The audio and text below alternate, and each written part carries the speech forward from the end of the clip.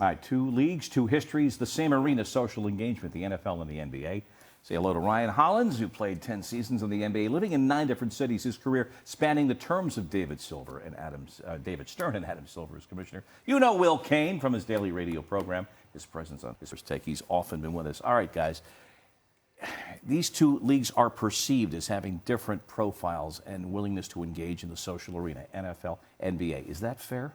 No, it's not fair. I find it ultimately just absolutely confusing, Bob. I mean, in all sincerity, I would love this explained to me. How is it that a league in the NBA that has a more strict rule, it's that players must be on the line, I believe, saluting or standing for the flag in a dignified manner during the national anthem, that's the NBA's policy, flies completely under the radar. No one protests that. No one has any real qualms about that. It's not the subject of any big segments on television.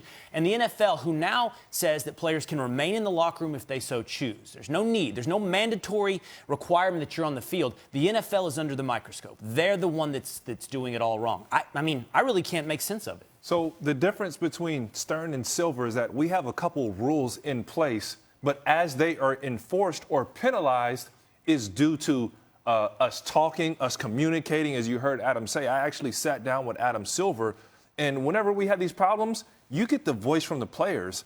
And we as NBA players have not had a Kaepernick in the NBA. I know we've had Abdul Rauf, but in this instance right here, we haven't had a Kaepernick to say, well. So what does that say about is it a difference in the workforces? Is it a difference in the union policies? Is it a difference in leadership at the commissioner level? Yeah, I'm not sure what that says. Ryan, I don't know if that's a compliment to the NBA. One thing we know it says is you're better at communicating with your employees than the NFL is. Yeah. But the fact that there hasn't been a Kaepernick in the NBA, I mean, there's certainly players that share his feelings. There's certainly players that share the importance of the issues that Kaepernick kneels for. So I don't know why is it somehow? Do they feel they work in a different environment, NBA players, than the NFL players? Do you think? Yes, I think. Well, there's a perception of that? Well, we have taken our stance. It just hasn't been with the flag. And also the NBA stars speak up and give the players a voice. LeBron James, Carmelo Anthony, Chris Paul, Dwayne Wade.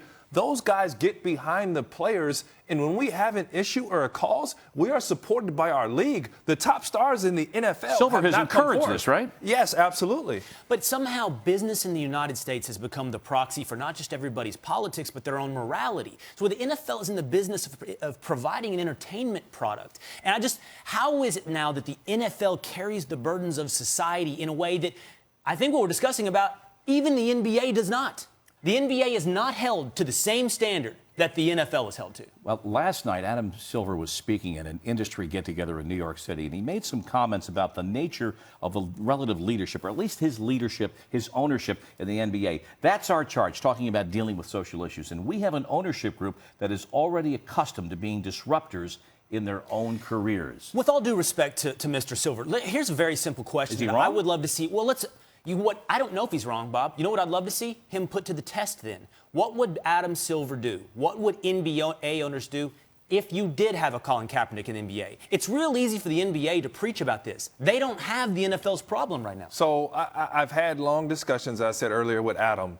And we have had a number of problems arise. Maybe it has not been a Kaepernick, and he's gone to both parties and done negotiations as quiet as possible to keep both sides happy before these issues blow up. So I can't say that we would have had a Kaepernick. I've got to step in, but yeah, it was probably just last fall the first time we really saw that level of dialogue in the National Football League. We did see it in 96, we say. We did see something like this for the NBA in 96 with Mahmoud Abdul-Rauf. Yeah, but it was settled and sat down rather quietly. I wish we had an hour. We could go. Ryan, Will, thanks guys so much.